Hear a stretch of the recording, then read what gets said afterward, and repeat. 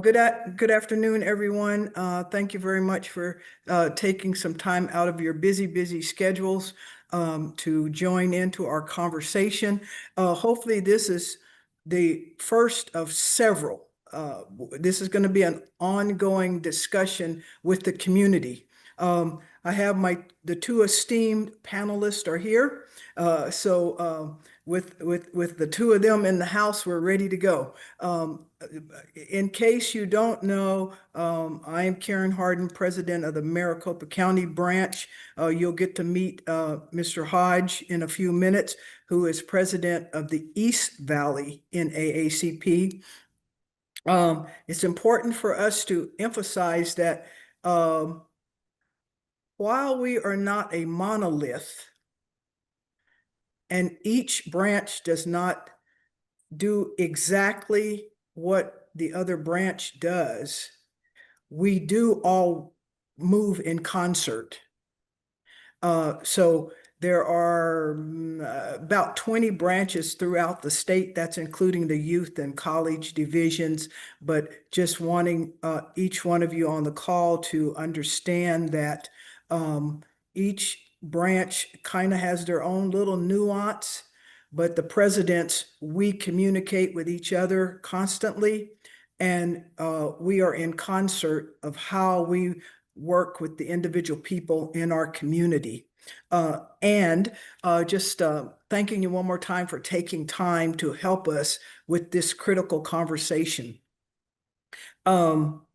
The purpose of our monthly meetings is to give you information and to keep the community updated.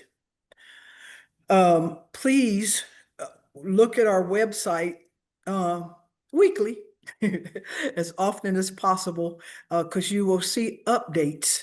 And actually, per the NAACP National Constitution, our bylaws, the purpose of our monthly meetings is to give our members updates on what we're doing. The bylaws say that we should have a monthly meeting with our members, right? So therefore, members actually are defined as those folks who have paid in their annual or their life membership to the branch. Years ago, we expanded the definition. Whether you paid your membership or not, even though we'd love to have it and make sure you keep it updated, it's $30 a year to help us do the work that we do. We extend our meetings to the community, so everyone is welcome. And if you have friends or relatives, let them know, have them join. Okay, so at this time, I want to give you a little bit of information about the format. What are we going to do today? We have a very serious topic to talk about: strengthening our fortitude for democracy. What we'll do is we have a couple of questions that I will pose to the panelists and get their reaction. Hopefully that'll take us about 20 minutes or so. And then the remaining 20 minutes, we would love your participation, your questions, and your point of view. And as we give information to you, you can share it with your friends and family members. And I would say, most importantly, reach out to those people who may not be your friends. The people we need to be talking to are not the people in the choir. We need to be talking to the people who do not respect democracy, and trying to move the needle with those folks. Trying to ask people who believe in policies that help the 1% get richer while the other 99% are struggling.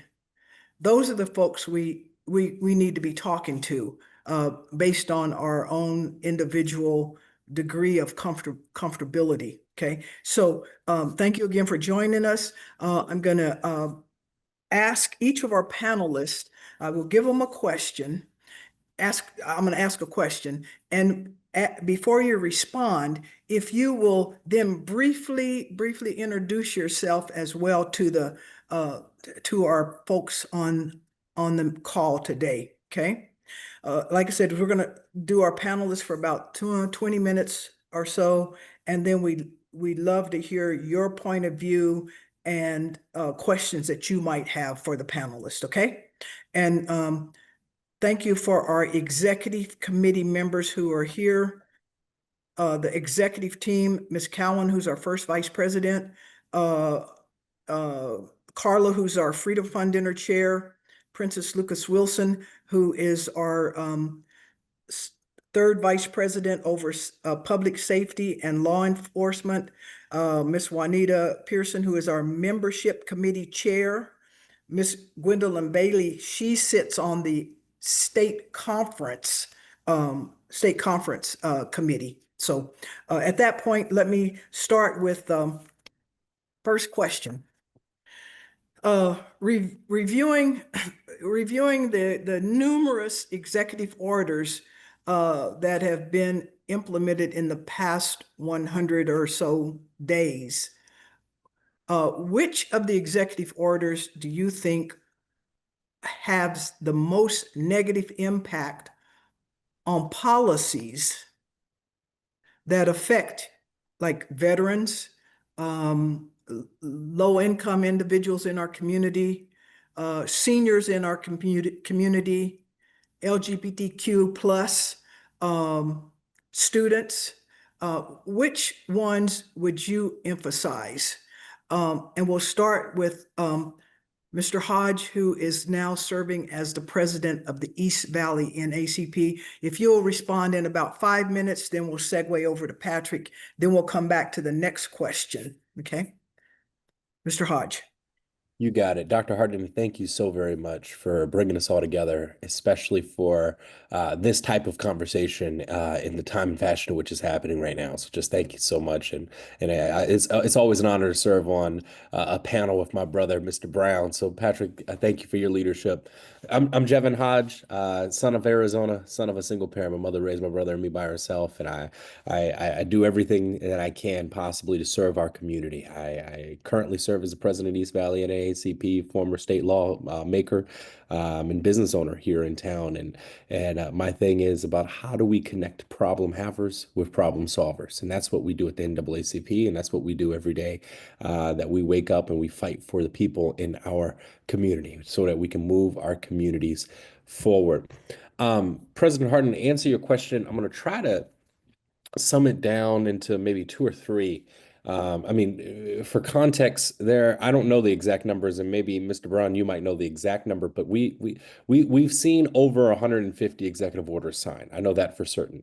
I don't know exactly the exact number, but it is an unprecedented amount of executive orders that have been signed since the new president has taken office.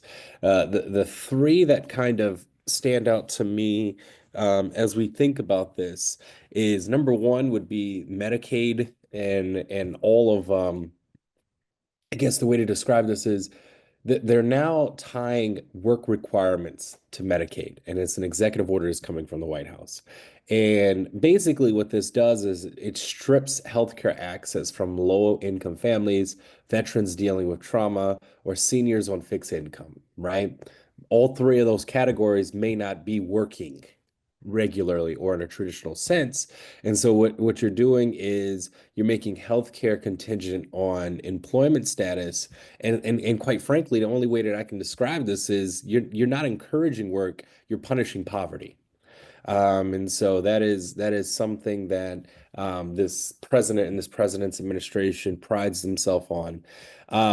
I guess this is why I say two or three. I know we're going to touch on this a little bit later, but just all of the rollbacks on DE&I federal programs. It's disproportionately hurting all communities, primarily communities of color, but all communities. I mean, they're slowly starting to realize that the DEI programs that they're rolling back is hurting rural America, and hurting rural Americans that look like them. And so they're seeing that their programs and what they're doing is being harmful and hurtful to all Americans and not just Americans of color or low income. And this is one that I know a number of my friends have been hurt by. And I have fallen victim into the dismantling of the Department of Education, but the freezing of student loan relief and income-based repayment programs, right? So this one is so important because it's targeting the working class, right? That the folks that are on income-based repayment programs, or a lot of them are like teachers, for example, that are working every single day, not making enough money, underpaid, underappreciated, and then now they're getting knocked sideways by their crippling student loan debt. Because their income-based repayment program has been reversed, or veterans that may be returning to school, or the low-income student that's trying to apply for school right now, right? That may have tested to get into University X, but can't afford to go to University X and needs, a little bit of support that would have been provided by the federal government beforehand. And so I would say that, and the reason why I mention that is because that right there, folks may only see it on its surface um, as the pausing of repayment programs and the financial burden of it. But what I see and what I think we also need to talk about when we especially talk about anything related to education is the stifling of American innovation. We are crippling American innovation when we're preventing our American students to be excellent, right? And we're going to continue to fall behind in a global fight if we don't have as many kids going to school, and if we don't have as many kids, channeling their inner ambitions, and we're already not, bringing in the talent that would help take America to the next level. So if we're not bringing in the talent because we have an immigration problem, we're not providing opportunities for all students to go to school because we have a problem with people of low income and people of color and among other stuff and supporting families that need it most. America is going to fall behind in the global fight for innovation. America is going to fall behind in the global fight for workforce development and the global fight for, just maintaining us being an intellectual superpower. And this is what it looks like in the very beginning.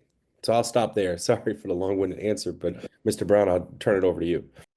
All right, President Hodge, Dr. Hardin. Again, I'm excited to be kind of in this space with both of y'all because I know just the work that you guys have done just in this community, on so many different levels. It's just I appreciate just being able to kind of share the virtual stage with you guys.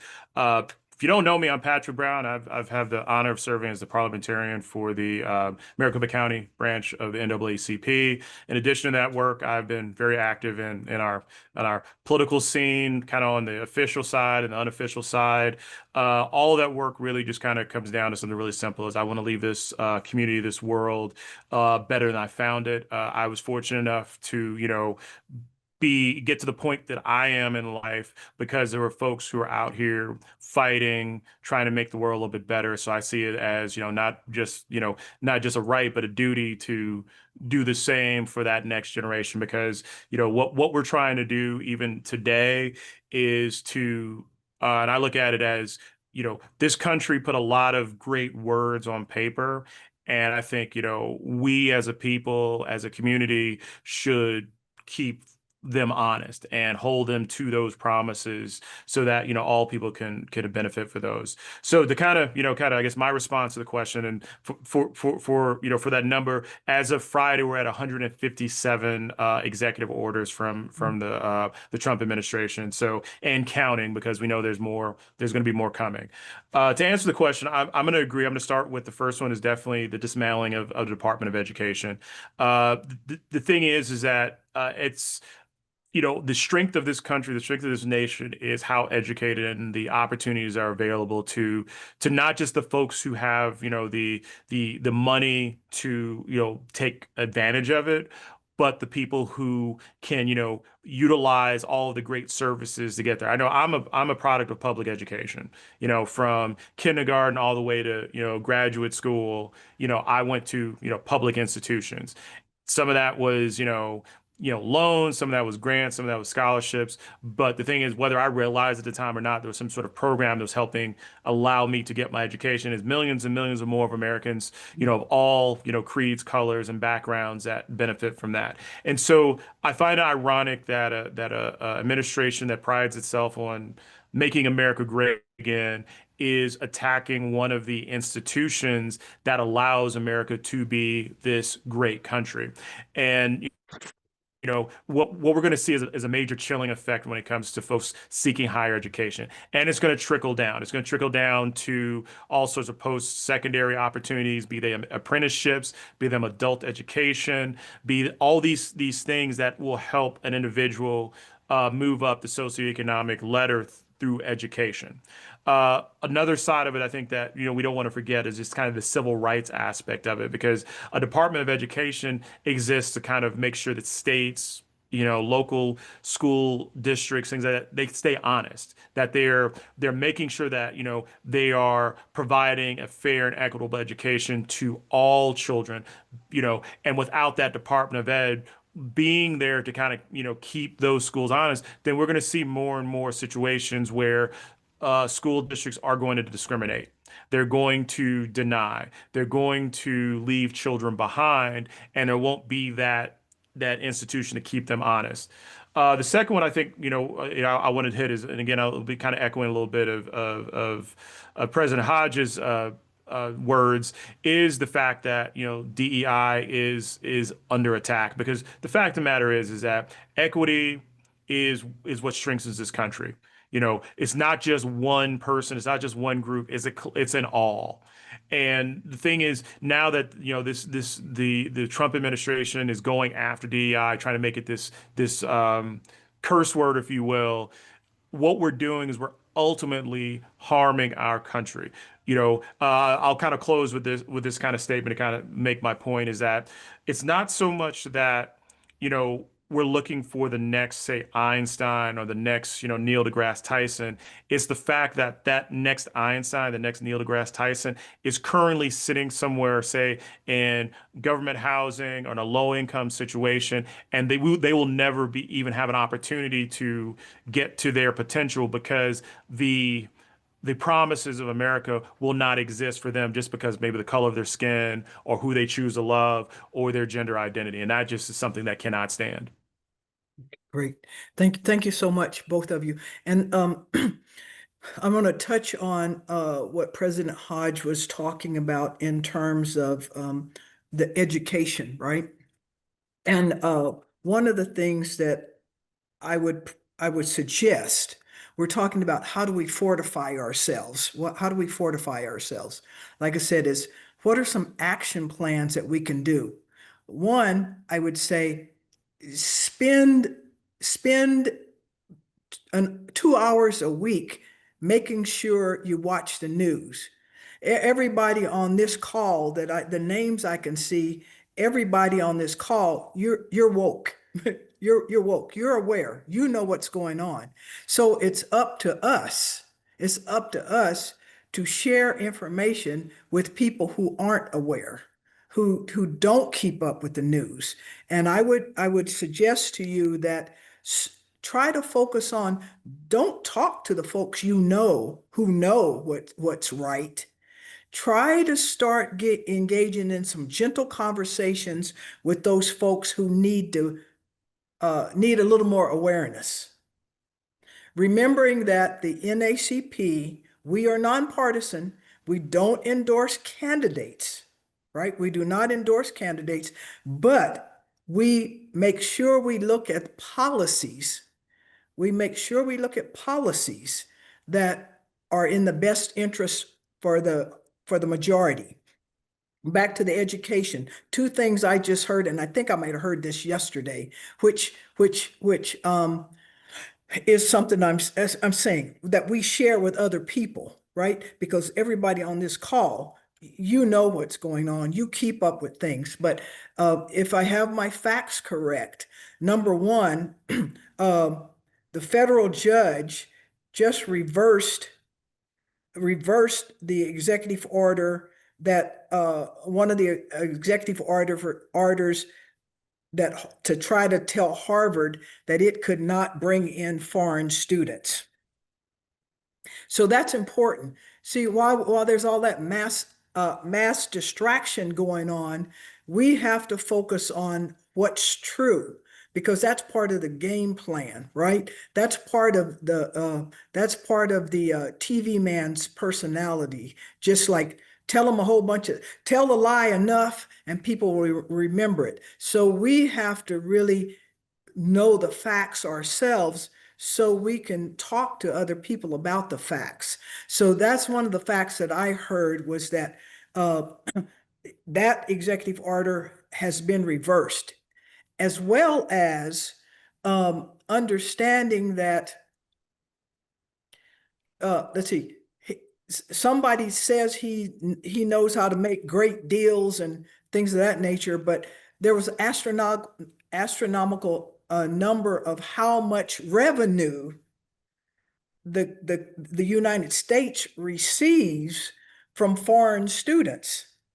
So when we talk about tariffs and things of that nature, who's going to cost the country refusing to bring in foreign students, there was a deficit, a surplus in that category.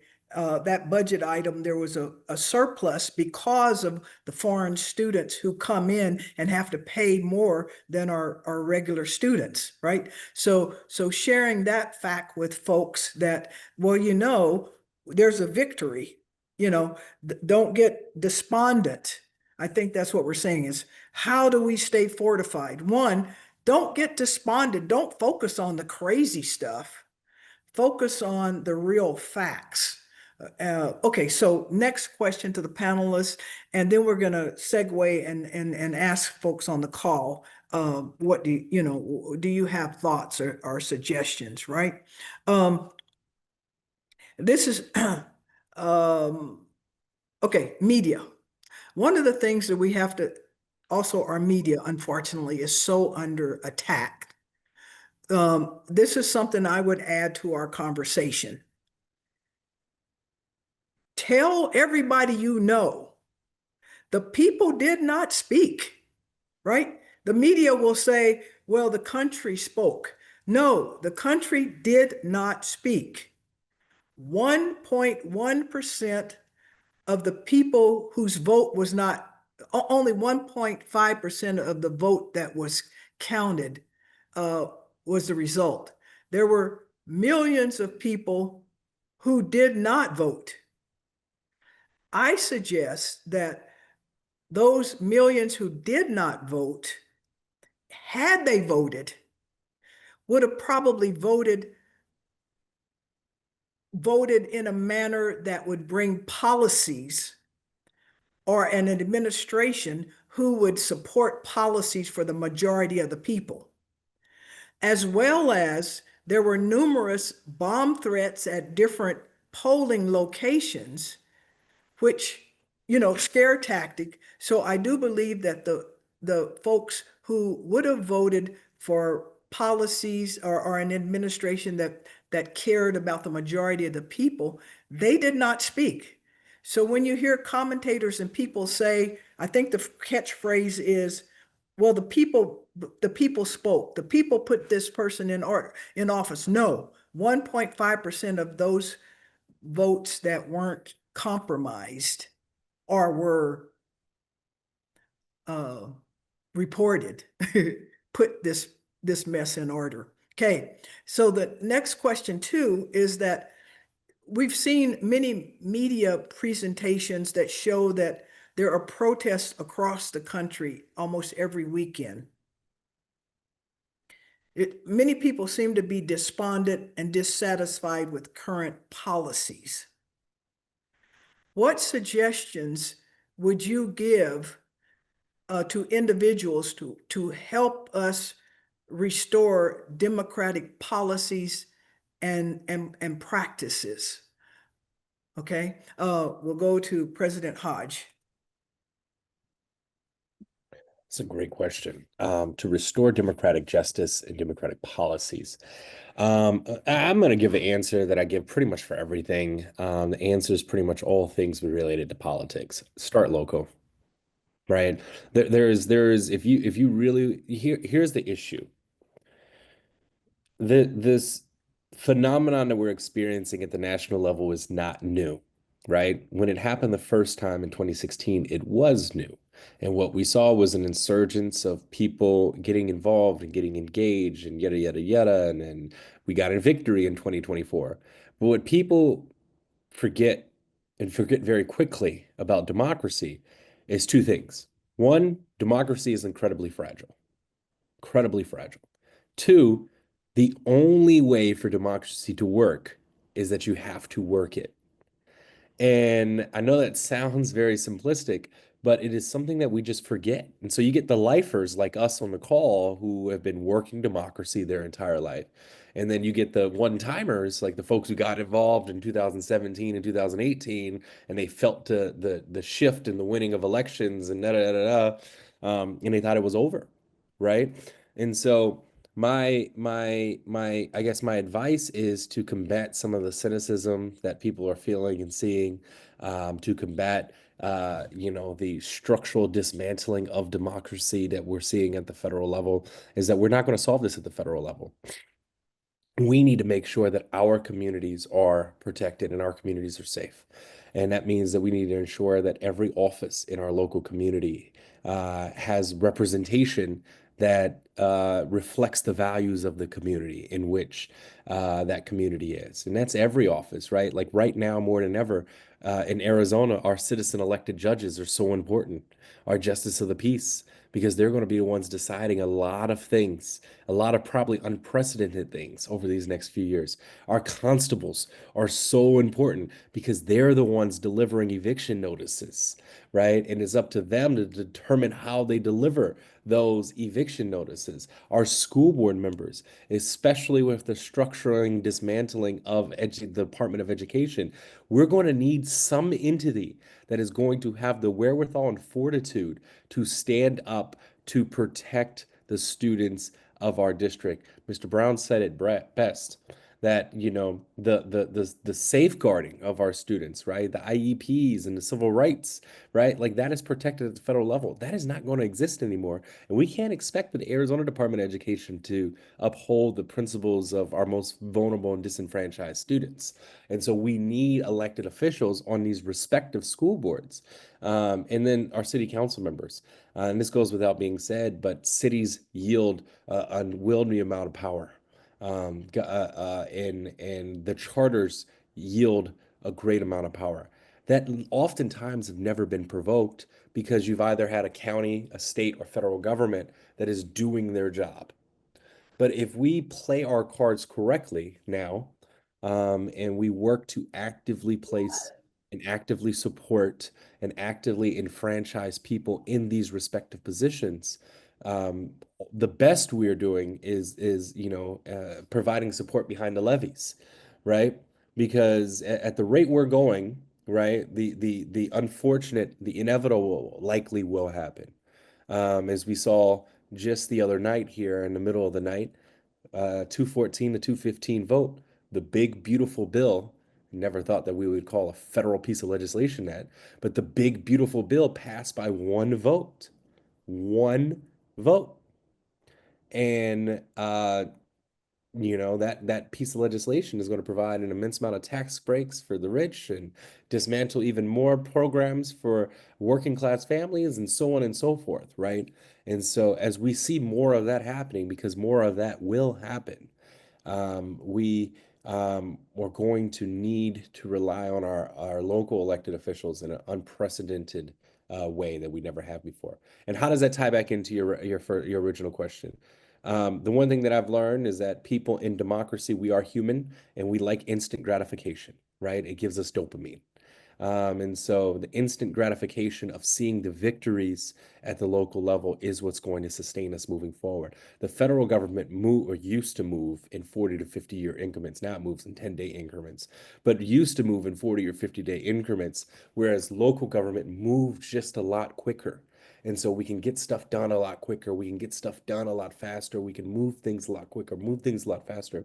And so as folks that are involved in the coalition building, like us at the NAACP, we are going to be able to feel and see and cherish and value those victories, which is going to be able, then we're going to be able to pour that into our support base in our local communities.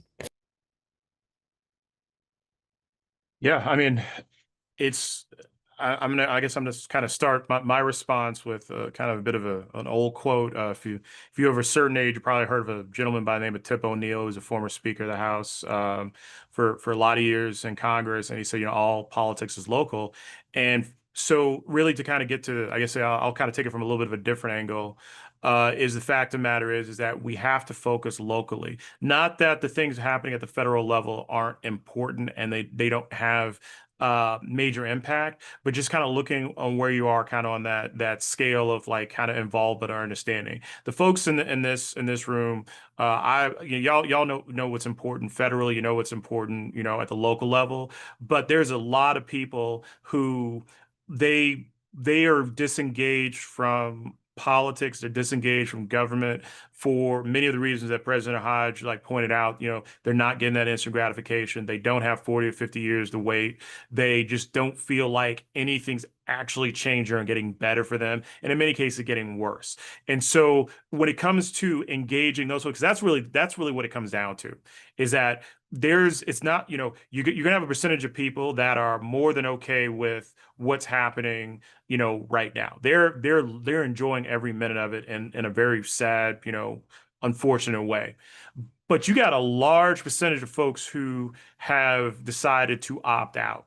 And so when it comes to opting out, we as a species, we are very, very self-interested in so much as, things have to impact us or matter to us for us to act for many of the people out there. So that's where, like, let's just talk about just education. I'm gonna kind of stay with the department head for a second.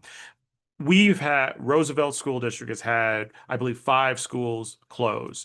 Dunbar just announced that they're going to be closing schools. Phoenix L is closing schools. That is not a federal issue. That is a state issue. So, I challenge anyone who, is listening to this to say, if yes, tariffs are important. Yes, these executive orders are impactful. But do you know who is sitting on your school board? Do you know what your school board is doing? Do you know who your state legislator is and where they sit on things like school funding? Because a lot of those, kind of immediate gratification issues can be addressed at the local level. It can be taken care of, or it can be the needle can be moved. And for those people who feel like, well, government doesn't do anything for me, it's so many local issues where we can see, I would say, immediate change that will build to the bigger change.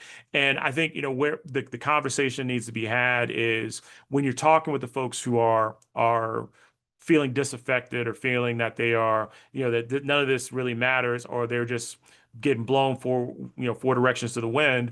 It's listening to them, listen first, listen long, and hear what their issue is. What is their challenge? Because trust me, folks got an opinion.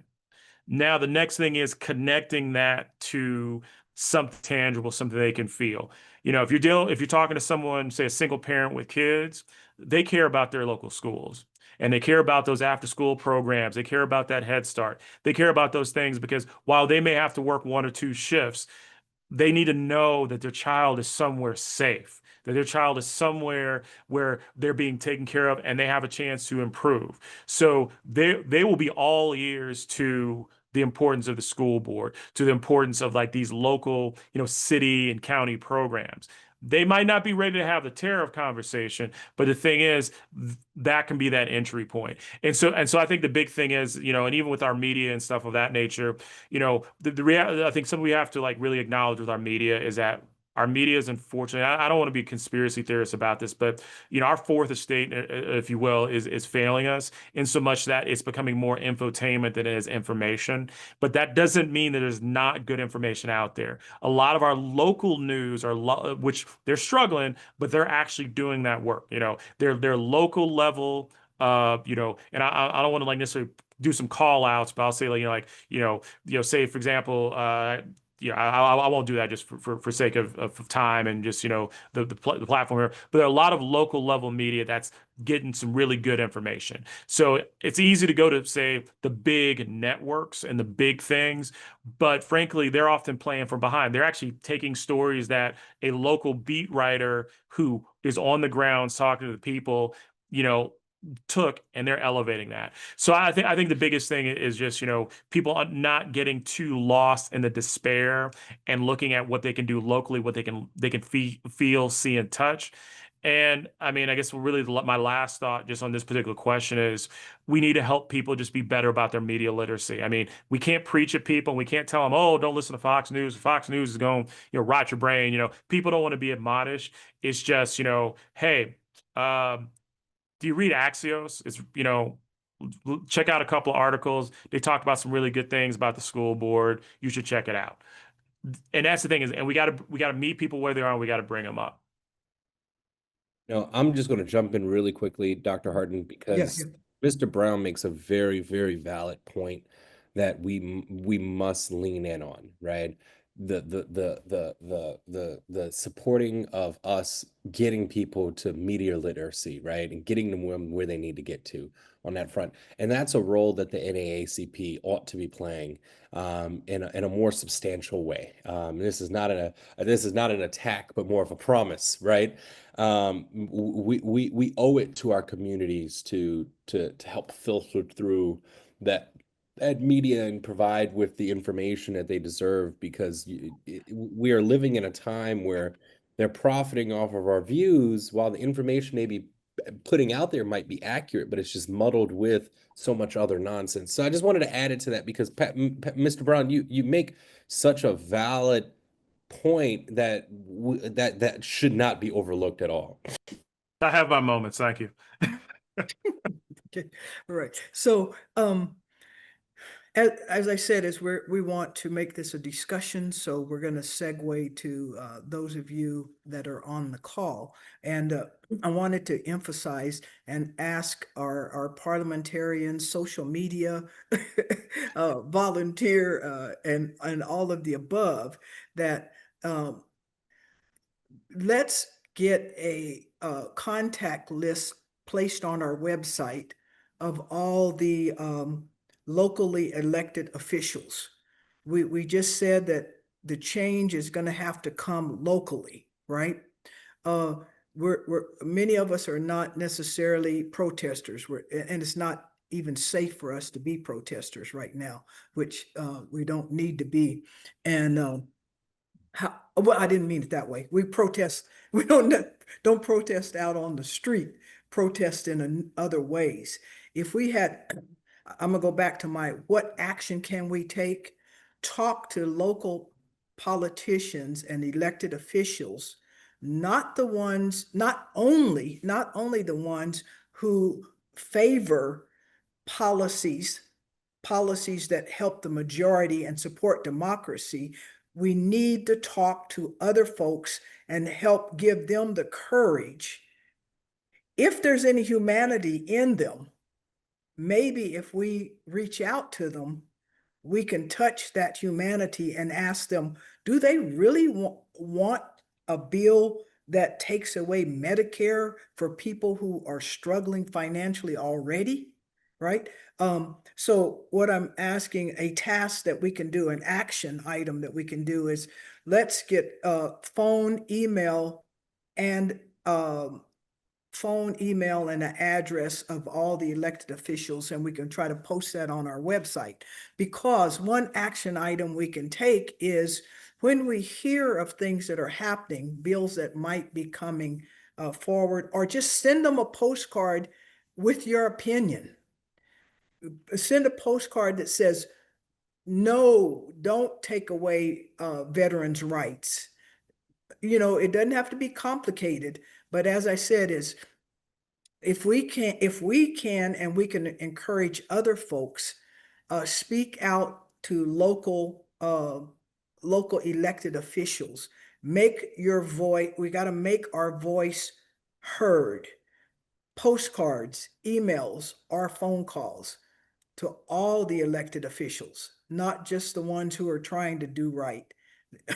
And maybe even put an emphasis on those who aren't acting in the affirmative for all people, right?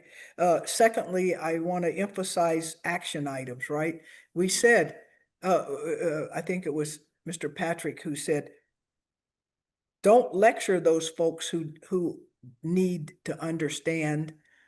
Listen to them first, listen to their positions, and then just gently suggest, well, why don't you spend 30 minutes listening to such and such a newscast? Why don't you spend 30 minutes reading reports from, okay? So I think that's our charge. Maybe that's part of our purpose. Maybe one of the reasons we are here. I, I'm a firm believer in the Talented 10th, which is a philosophy by W.B. Du Bois, who says that 10% of the people lead the other 90%. And I'm thinking us here on the call, we're part of that 10%. So for some reason, we're not here by chance. We are here by design. Maybe this is part of our purpose. Regardless of what your faith belief is, maybe this is part of our purpose. Maybe we are part of that 10%, right? Regardless of your faith belief, right? So it's incumbent on us not to get tired and help do what we can. So with that, let me ask, please. So Dr. Hardin, I just want to interject one quick thing to the activism side is I think one thing we should always understand when it comes to activism, there's a no wrong door approach to activism because, and I'm going to borrow a phrase from a very dear friend of mine, Warren Stewart Jr., who said, kind of coined this phrase. I'm going to borrow this is like, it can be from the streets to the seats. And what that means is that, yeah, there's some of us who are, we can get out there, we can get on the streets, we can protest, we can kind of be in the mix. There's some of us who did that in the past and maybe, it's time to the heat's a lot hotter and the streets are a lot harder than they once were. So we've got to maybe refocus our energies and efforts. But then there's those of us who have those connections with the people who are the decision makers. And we can leverage those connections to help, get those messages through. Some of us can organize and say, those postcards and things like that. I think really what it comes down to it is doing something that you're capable within your comfort level is how we move this thing forward. Not everybody needs to go to the Capitol on Thursday, and carry a sign. Some of us can be on those phones. Some of us can be on the postcards. Some of us could be, getting those meetings and having those, look, you can either work with me or you can work with all those folks outside. Yeah, from the streets to the seats. Perfect. And that's what I'm saying. That's a little more colloquial and right to the point. And exactly what I'm saying is that there's got to be a variety of approaches. I think the old time phrase was a blitzkrieg, right? And that's what we have to do. Blitzkrieg is from all sides, all fronts, right? Those that are in the streets and us just doing phone calls, postcards, things of that nature.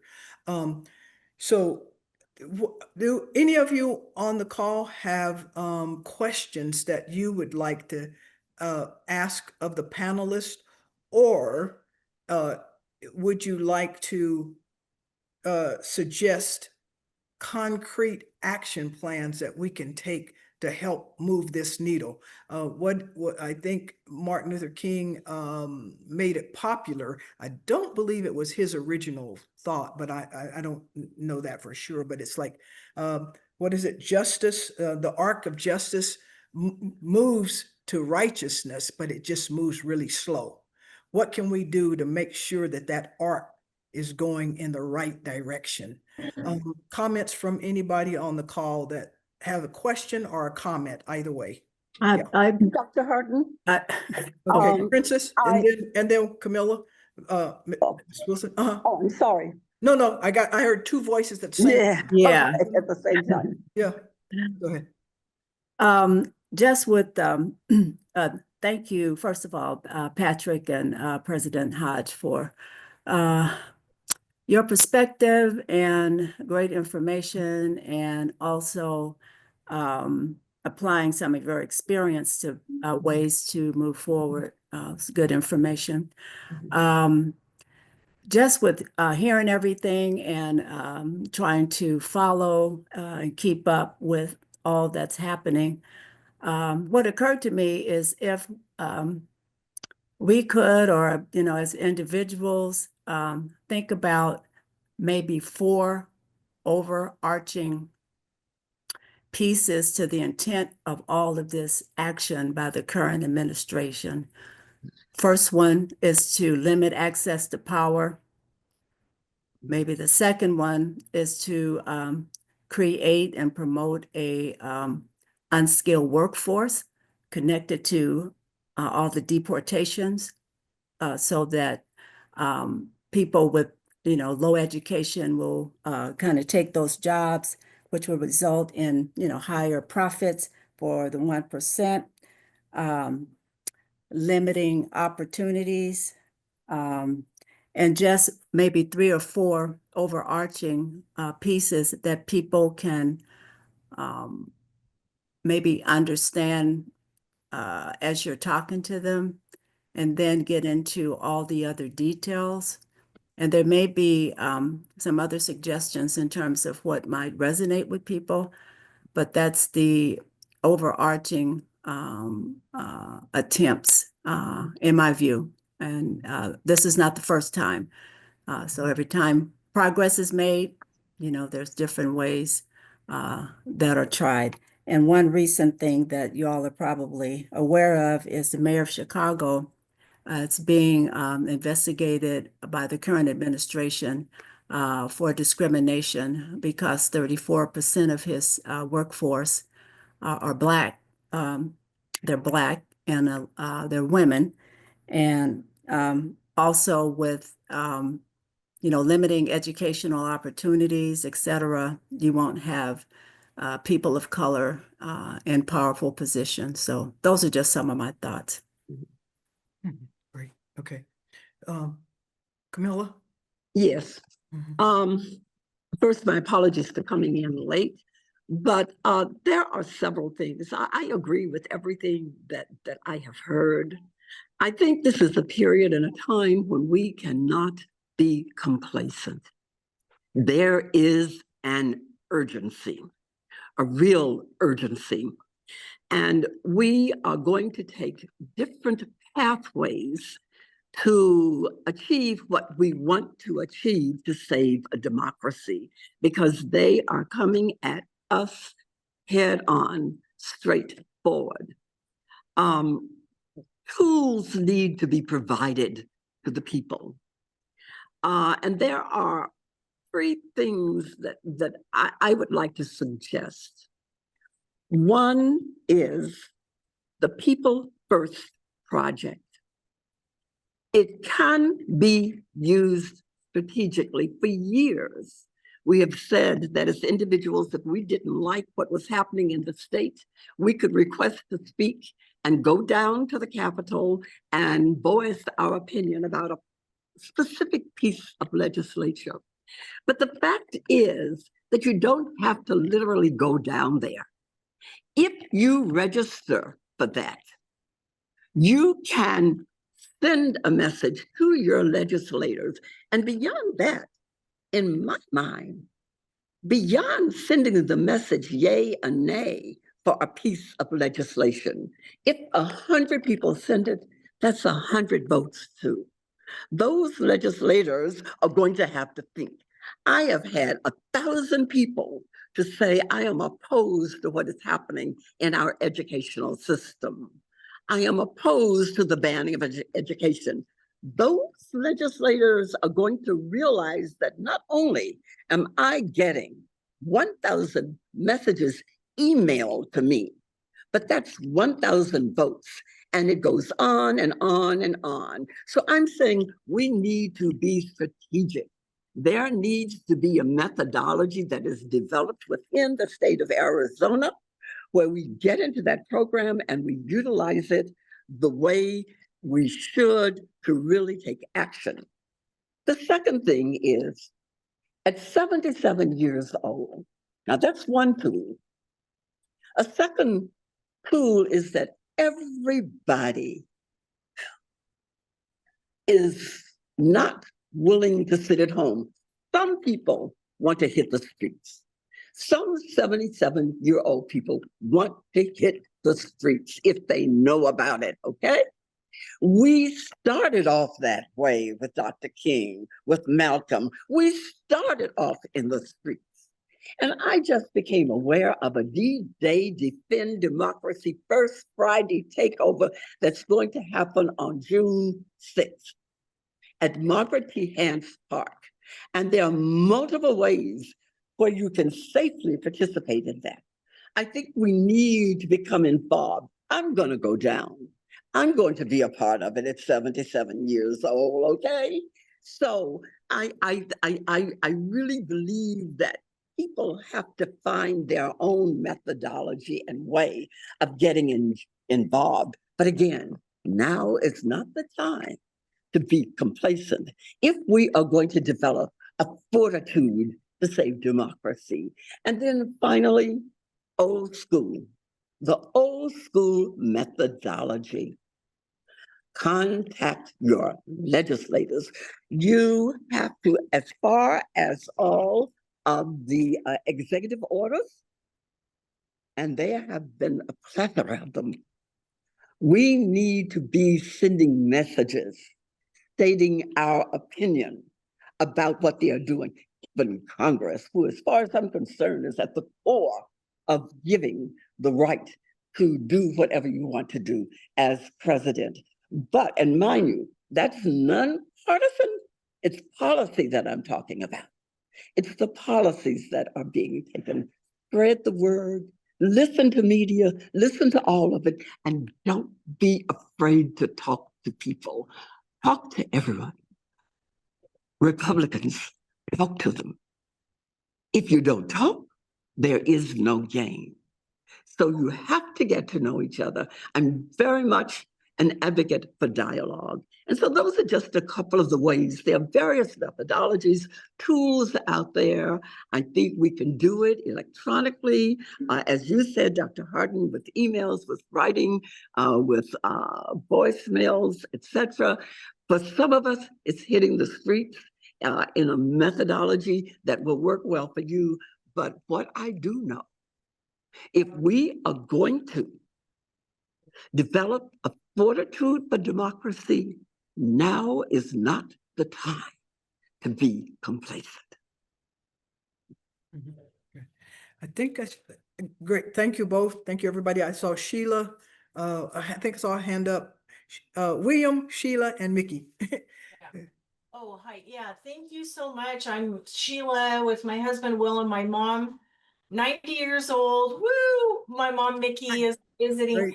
I want to say thank you very much. It's been kind of a shot in the arm of inspiration to hear the perspectives and just the encouragement.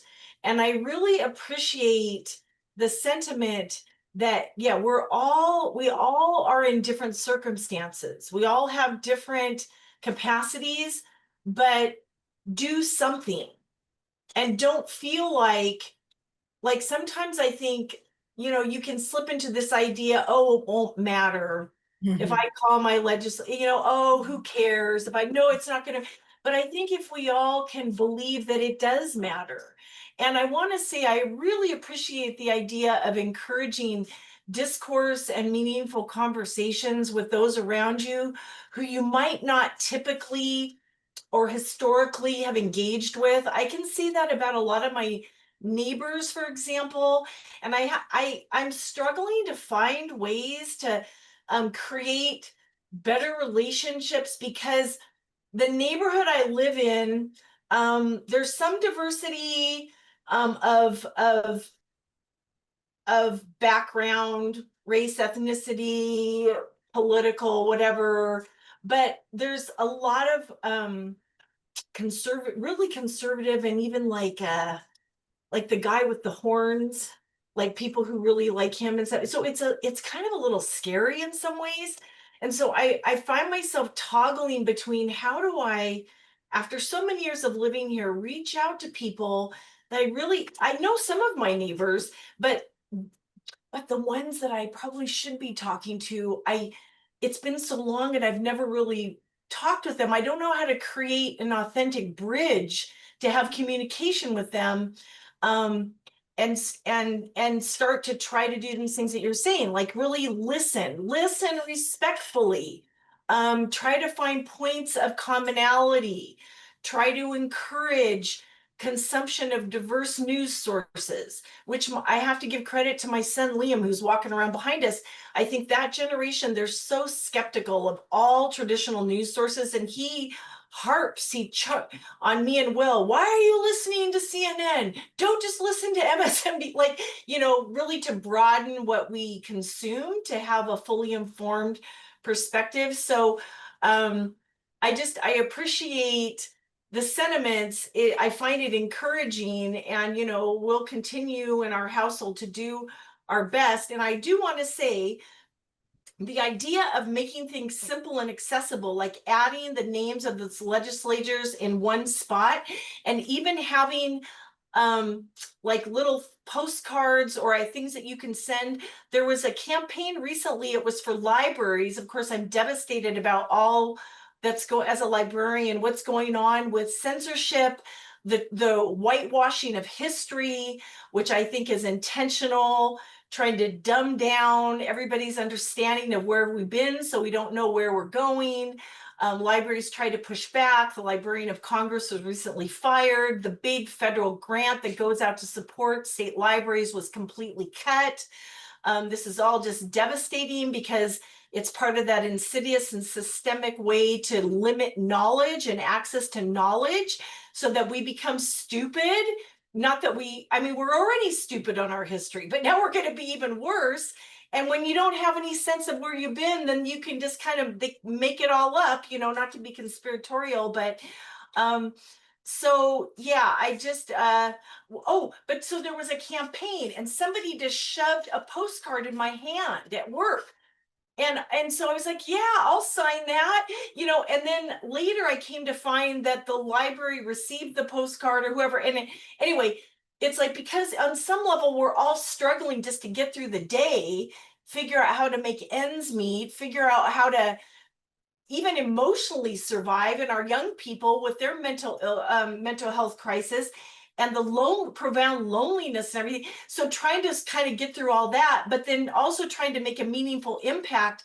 I found that, yeah, when somebody just kind of makes something easy or like a unified spot, then I'm much more likely to do it. And then I feel so good that I did it.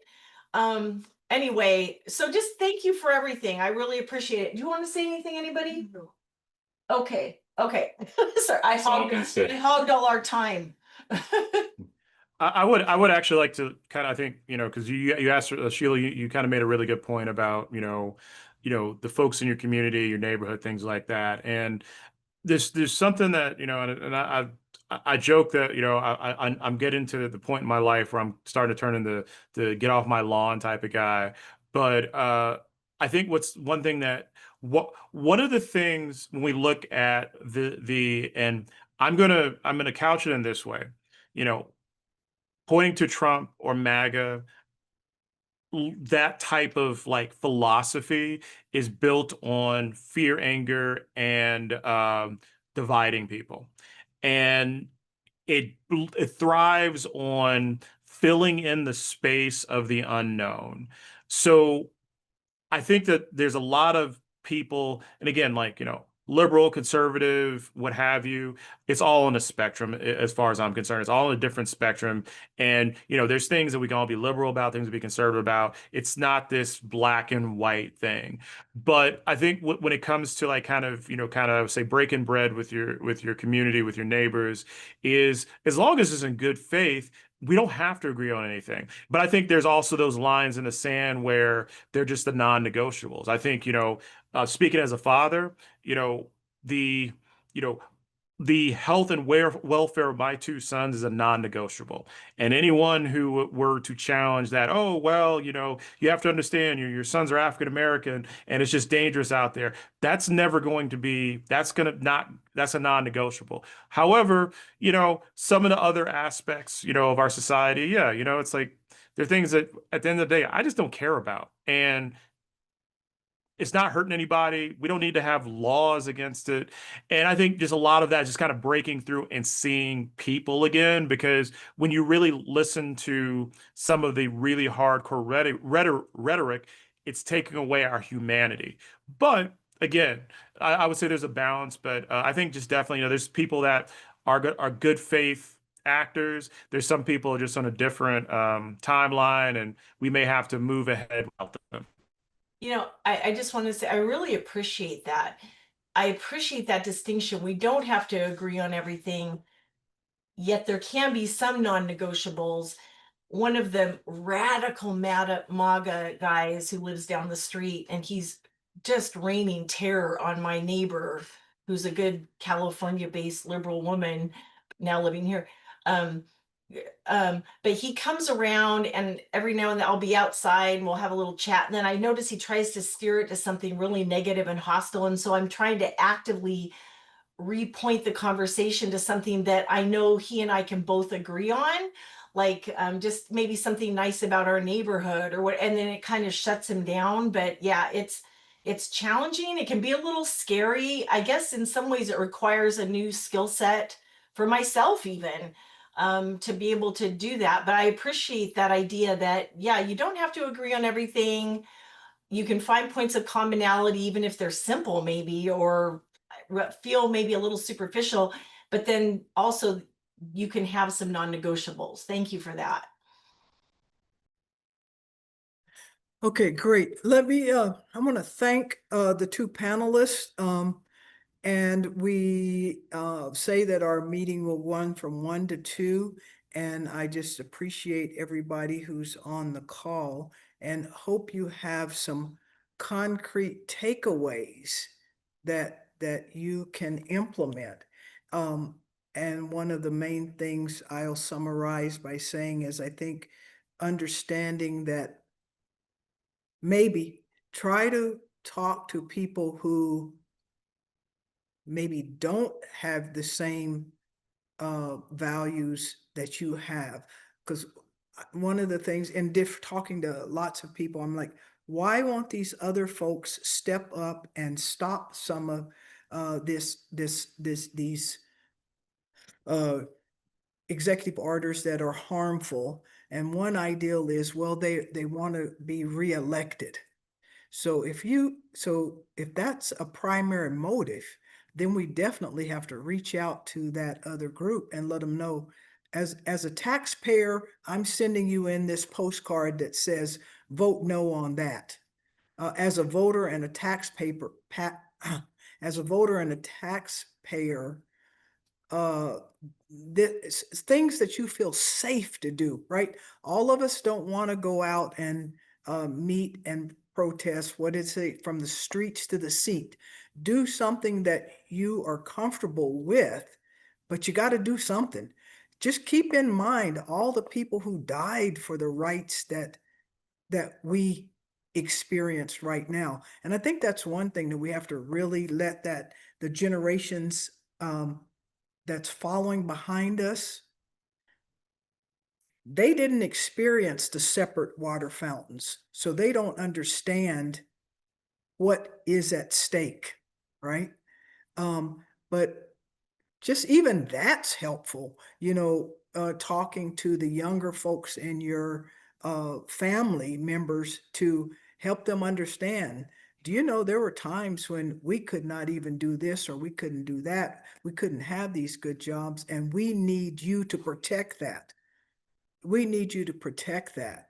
And so that's one thing that we can do is reach out to them, make sure we're doing something that is comfortable to us. A phone call, an email, a postcard. I'll follow up earlier, Camilla, I had asked our parliamentarian if he would put contact information up, and maybe also we talk about how to put on our website how to join the to be a speaker, request to be a speaker. We put that on the website. And I think, Princess, you had some very valid points about what are their motives. Maybe we need to put something on our website that helps people. We need a variety. Who can whoever, we got to reach them where they are, meet them where they are.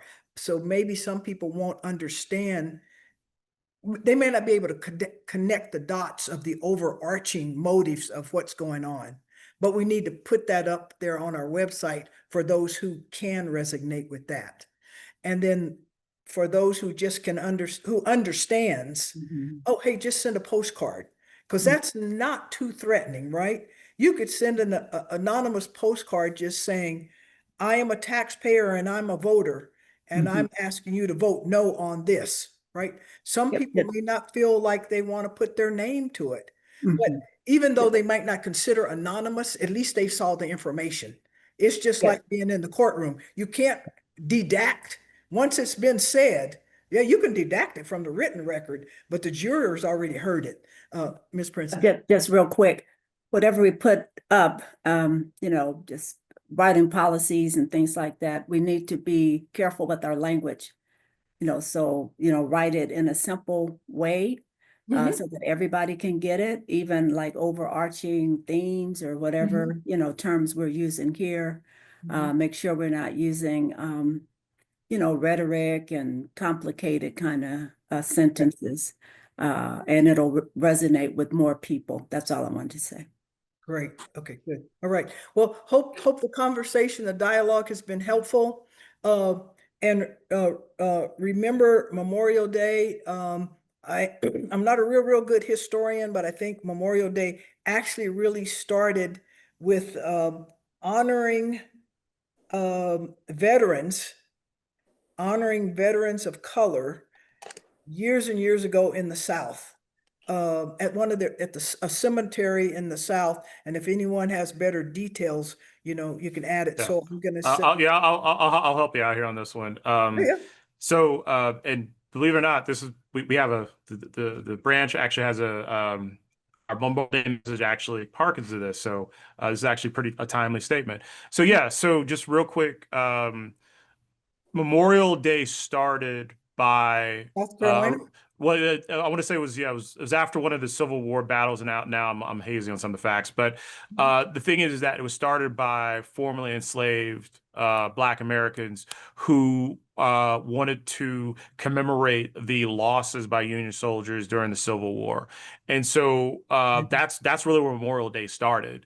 And again, like our weekly, actually won't be in our weekly update, but it'll be in our Memorial Day message that goes out. We actually will kind of go over kind of the history of Memorial Day, so that way you'll get all the facts and figures that I'm forgetting right now. But yes, but you are correct, Dr. Hardin, that it did start, you know, in the South, just, you know, as a remembrance of the Civil War, and you know the fact that, you know, the war was, you know, one of the tenets of the war was to end slavery. Yeah, and it's available online readily. I just pulled it up. See, I'm a big picture person. I knew how it started, and I rely on my fact-based folks. And you know who you are when I call you for some facts. You put the facts in there, okay? So yeah. I want to share this, and okay, I got to let you go, but I need to share this, and it's not about me, but it's about all of us on the call who have taken the time to be here.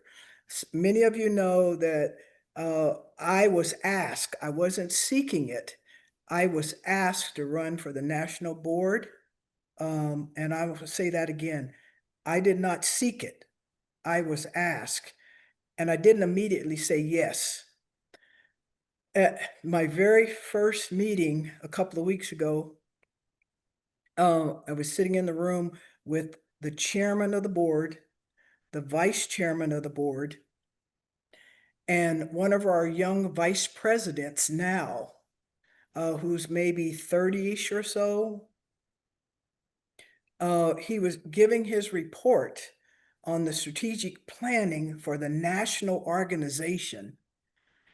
And there were 40 of us in that particular meeting. I wasn't sitting very close to the young man. And as he was starting to speak, he said, I don't know if Dr. Hardin remembers this or not, but I was in a meeting in Arizona about 20 years ago, and what we're implementing now was based on some things that she said to us 20 years ago. That's when he was like, in the youth council. Okay. I share that with you because I wasn't looking for it. Was very caught off guard. I mean, I was very humbled by realizing that something I said inspired him to keep on. And I'm just sharing that with you because I believe we on this call are the talented 10th. We are here for a reason. And what we're doing is not in vain. So I'm thanking you for sharing the journey with me and us being able to impact those that are coming behind us. And so have a great Memorial Day weekend, everyone.